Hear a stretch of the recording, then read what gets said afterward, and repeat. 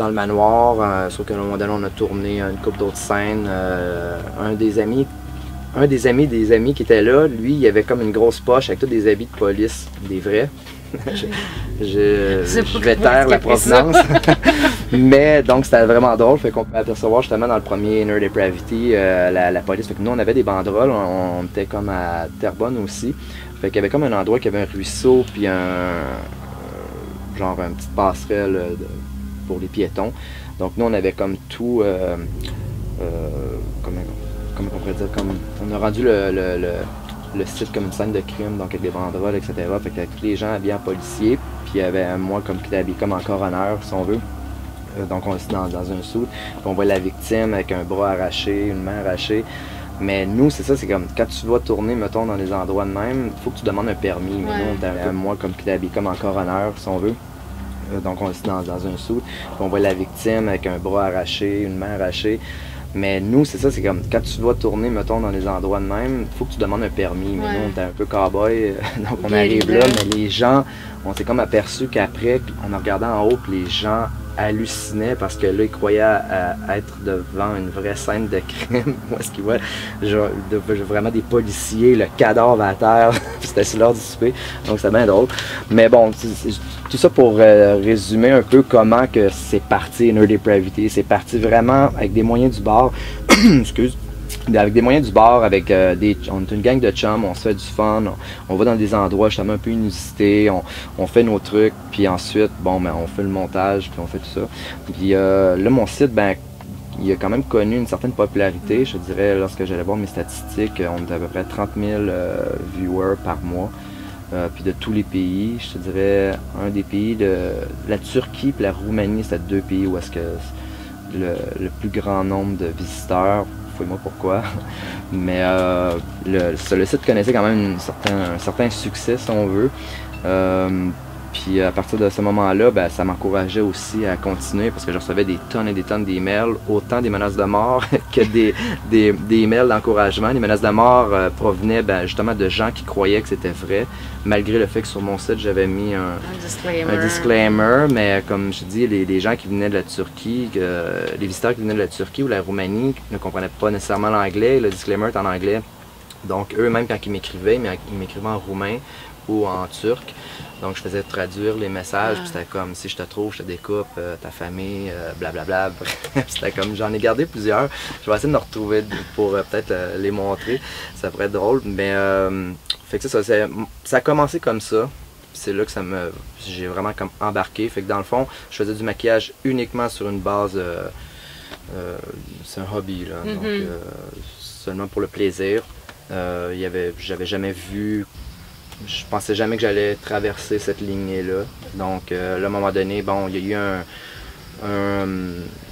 eu un certain, comment je vais dire, une péripétie par rapport à ce site-là. Ça a été entre les mains d'Interpol. Ensuite, bon, je pense que les gens connaissent pas mal mon histoire. J'ai été poursuivi. Ouais, j'ai poursuivi au criminel pour ce site-là, malgré le fait que malgré le fait que la couronne savait très bien que c'était du faux. Ils ont voulu m'accuser de corruption des mœurs, etc. Donc j'étais en procès, un procès qui a duré 2 semaines devant le jury. J'ai été acquitté en décembre 2012, alors ça fait 1 an et demi. Donc c'est sûr que j'ai eu une grosse... à ce moment-là, bon, j'ai eu à peu près comme tous les médias, j'ai fait comme autant international, dans les journaux, en Espagne, en Allemagne, aux États-Unis. Donc mon histoire a fait couler beaucoup d'encre à cause que c'était quand même assez inusité qu'un artiste se fasse poursuivre au criminel pour une œuvre de fiction. Puis bon, j'ai eu beaucoup d'appui de partout. Donc ça aussi, ça m'a aidé à garder le moral, si on veut. Mais c'est sûr qu'à travers ça, bon, dans ce moment-là, parce que ça a quand même duré, cette saga-là a duré 3 ans, mais durant ce moment-là, je continuais quand même à faire mes trucs, sauf que là, de plus en plus, j'avais des contrats au niveau professionnel, donc pour travailler sur des films. J'ai travaillé sur des gros films américains comme The Punisher, Death Race, La Momie 3. Dans le cadre de... j'étais dans l'équipe d'Adrien Moreau de Maestro Studio, que tant que moi, c'est les plus gros à Montréal. Puis Adrien, je pense, moi je trouve personnellement c'est un des meilleurs maquilleurs au Québec. Genre, j'ai quand même eu la chance justement de travailler avec son équipe, puis à partir de ce moment-là, j'ai appris beaucoup.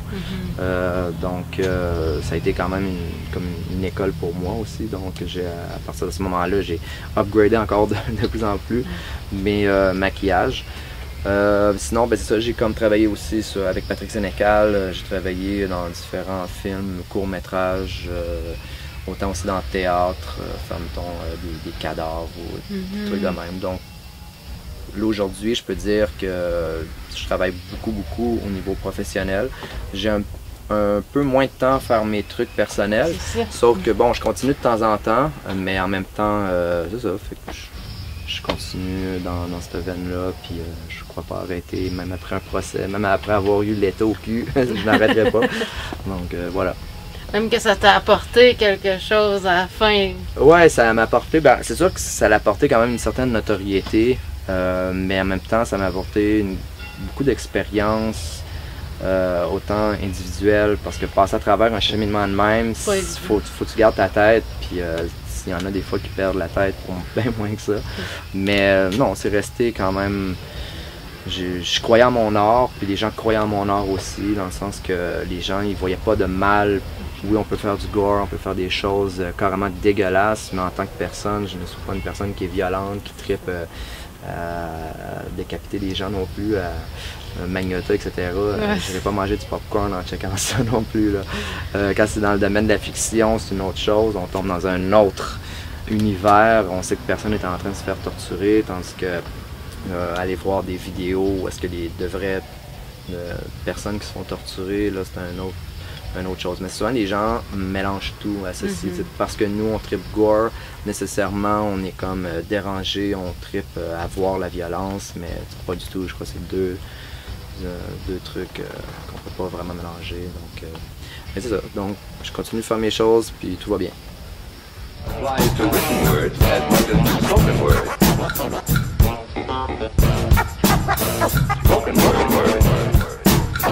Spoken word.